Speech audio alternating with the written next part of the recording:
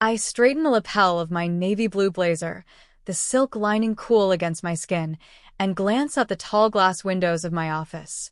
From the 14th floor, my city looks golden in the morning light. Streets waking up, kids rushing to school, coffee carts steaming on corners. This is my city. The same one people once called small, forgettable, even pathetic. The same one my cousin mocked, with that smug smirk I'll never forget. My desk phone buzzes, the vibration rattling against a framed photo of me on Inauguration Day, hand raised, smile steady. I glance at the screen, Hannah Mitchell. My cousin. For a second, my breath catches. It's been years since I heard her voice, and the timing is almost poetic. Tonight, I'm scheduled to cut the ribbon on a new civic center, a project that symbolizes everything I've fought for here. And suddenly, Hannah wants to visit. I lean back in my chair, running a fingertip over the smooth wood grain of my desk. I can already hear her laugh in my memory. That day she told me, "Olivia, no one important ever comes from a town like yours. You'll never escape it." Funny thing is, she was half right. I didn't escape. I stayed. And now I'm the mayor. The irony tastes sweet on my tongue, but the sting of those words still lingers. She doesn't know the story of how I got here yet. I was 17 when Hannah's words cut deepest. It was the summer she came to stay with us for 2 weeks. She'd just returned from Los Angeles, where her father had moved after remarrying. She carried herself like the world was her runway, designer sneakers, perfect hair, stories about rooftop parties and celebrity sightings. Meanwhile, I was just Olivia Bennett from a town people drove through on their way to somewhere else. One hot July afternoon, we sat on the cracked steps outside the old library. I had been sketching ideas in my notebook, plans to renovate the downtown park, maybe even start a community youth program. My city wasn't perfect, but I could see its hidden beauty, the kind of potential that lived between boarded-up shops and faded murals. Hannah leaned over, snatching the notebook from my hands. "What is this?" she laughed, flipping through the pages. "Oh my God, you're seriously wasting time drawing maps of a stump? Olivia, you're delusional. Nobody important comes from here. You'll end up stuck here forever, like everyone else." Her words hit like a punch. My cheeks burned, my throat tightened, but I forced myself to look at her. "I don't want to run away from here," I whispered. "I want to make it better." She laughed louder. "Make it better? You can't polish dirt, Liv. Cities like this don't change. And girls like you definitely don't become anyone worth remembering." I held back tears, clutching my notebook to my chest as if it were armor. That night, I sat by my bedroom window, the air heavy with crickets, the streets below quiet and forgotten.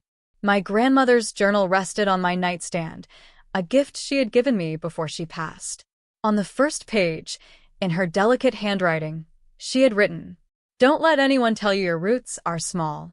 They are the foundation you stand on. Build upward."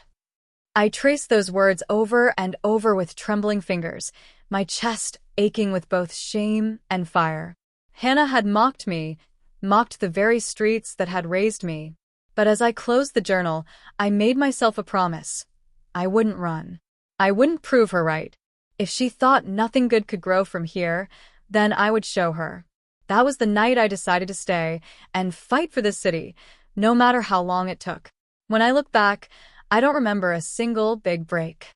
What I remember are the small steps, the unglamorous nights, the sacrifices no one applauded. After graduating high school, I worked 2 jobs, mornings at a diner pouring endless cups of coffee, evenings filing papers at the city clerk's office. The diner smelled of burnt toast and cheap perfume, the kind that clung to my clothes even after I showered. At the clerk's office, I sat hunched over a metal desk under flickering fluorescent lights, alphabetizing permits and zoning requests. It wasn't glamorous, but it was a front-row seat to how my city worked and how broken it was. I listened when small business owners complained about red tape. I took notes when residents came in desperate for housing repairs that never came. I kept my eyes open, always learning. My first real mentor was Margaret Hayes, a councilwoman with silver hair always tied in a bun so tight it looked painful. She noticed how I stayed late, helping residents fill out forms no one else had patience for. One evening, she tapped my shoulder and said, "Olivia, people don't need a miracle. They need someone who listens. Don't ever forget that." Her words lit something in me. With Margaret's encouragement, I started small projects, organizing a neighborhood cleanup, raising funds to repaint the library walls, setting up weekend tutoring for kids. At first, only a handful of volunteers showed up. But then more came. Slowly, the boarded windows turned into painted ones. The park grass grew green again. For the first time, people believed something might change. But it wasn't easy. There were nights I cried alone, exhausted, doubting myself. Nights when I stared at the mirror, my mascara smudged after 12-hour days, wondering if Hannah had been right all along. Sometimes it felt like I was climbing a mountain barefoot, bleeding, but refusing to stop. My first big win came when we secured a grant to renovate downtown.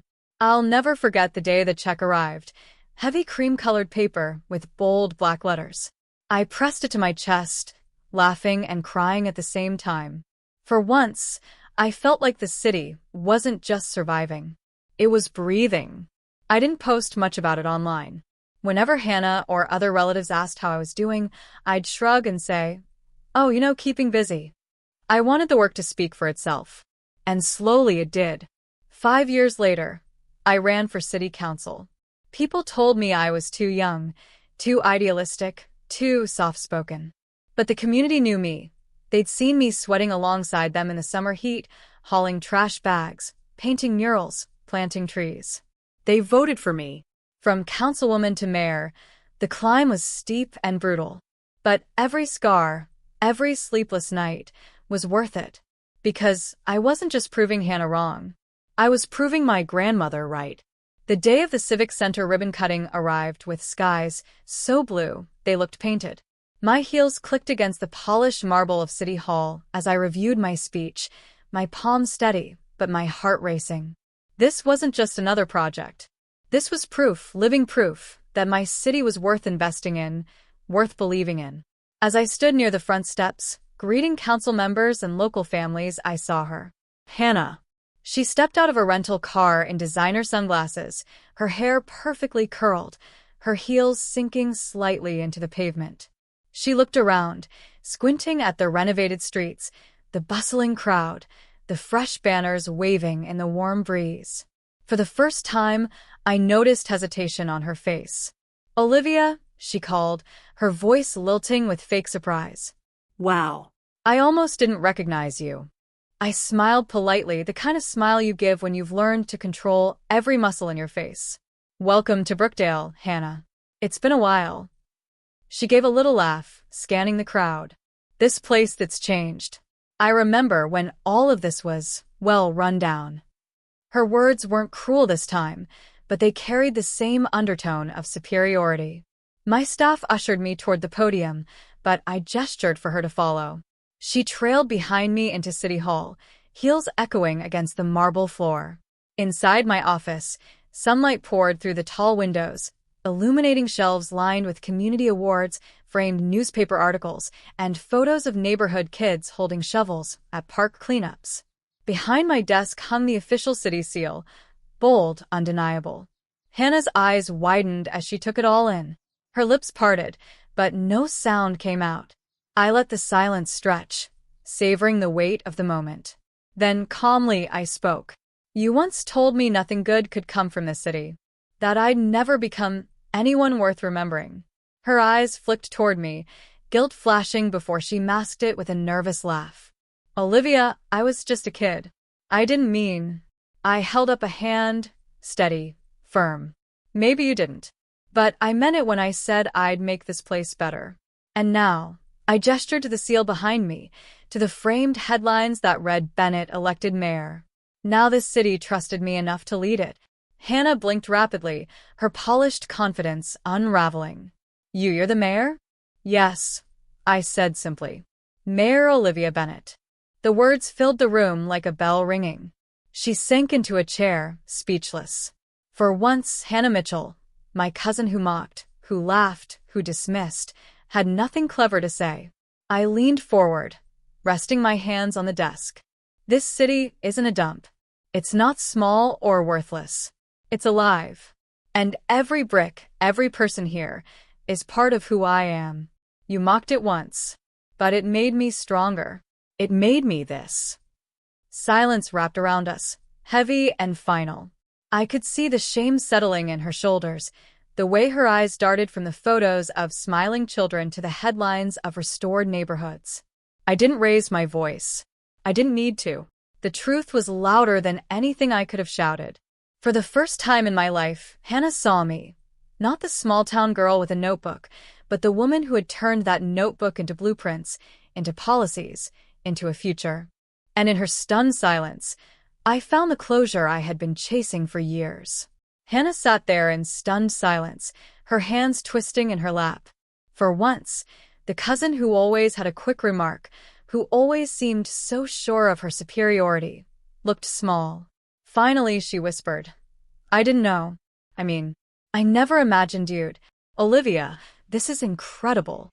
I studied her carefully. Old wounds tugged at me, memories of being laughed at, humiliated on that library step.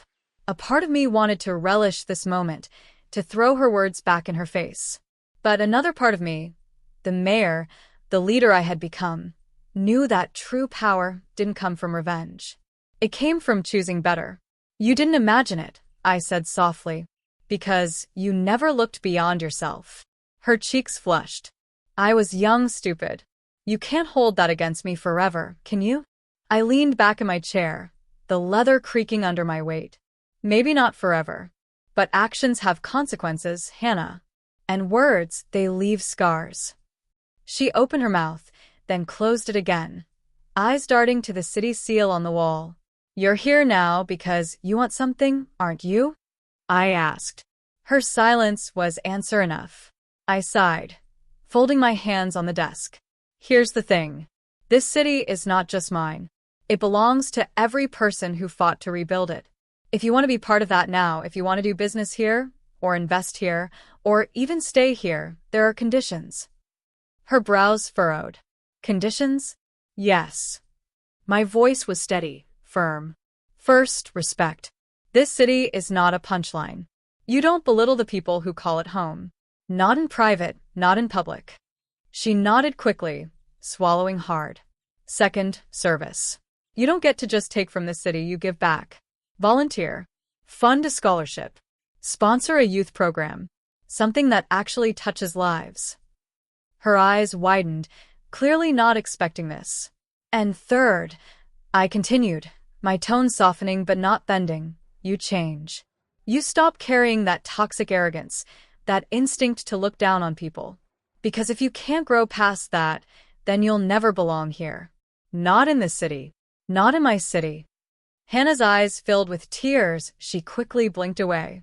"Olivia, I don't know if I can live up to that." I leaned forward, locking eyes with her. "Then at least try.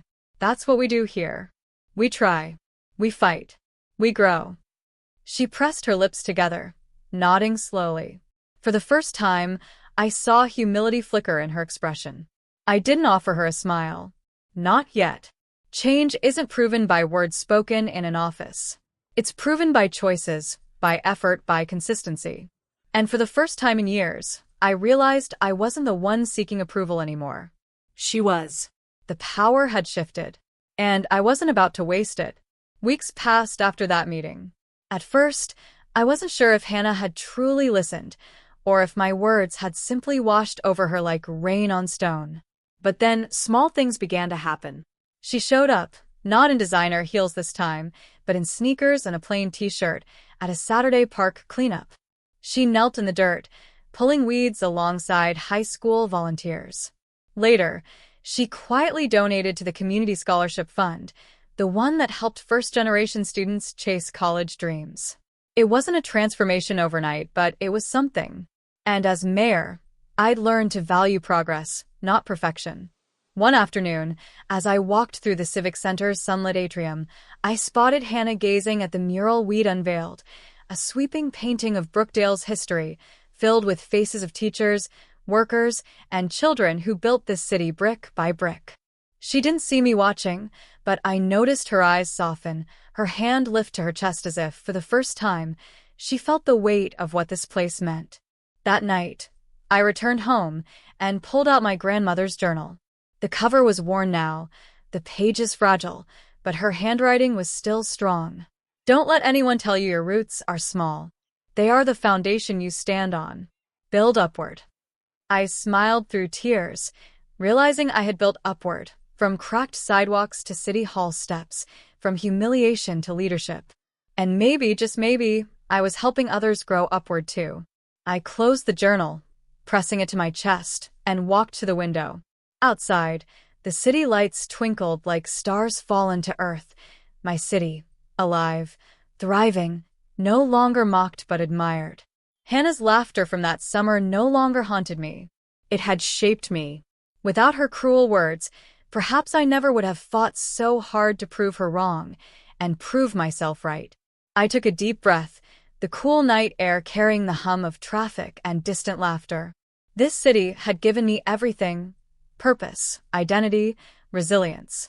And, in return, I had given it my heart. As I turned off the lamp, I whispered the truth that still felt surreal, but entirely mine.